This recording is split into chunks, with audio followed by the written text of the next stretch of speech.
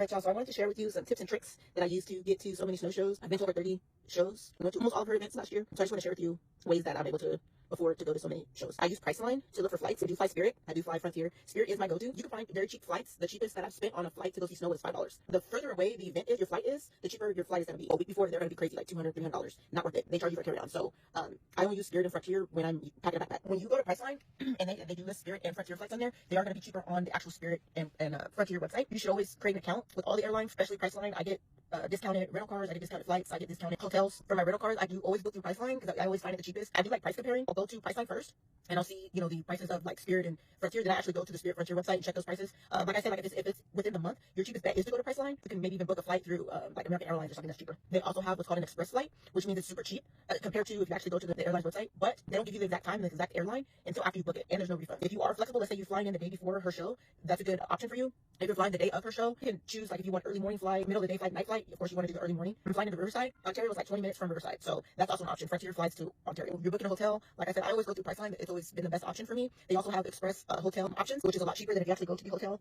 website. The only thing is they're not going to tell you I'm cheap, so I don't want to pay for parking. A lot of things that I don't care to pay for, but you can more or less check. I think it might tell you the distance or the vicinity. You can also, on Priceline, you can also put in the address of the venue or wherever landmark you want to be close to, and you can search according to distance. You can search according to, if you don't want to rent a car and you want a free shuttle from the airport to the hotel, that's also an option. So if you're driving to her show, the furthest I've driven to her show was 34 hours. Last year I drove 34 hours and also drove 12 hours to see her.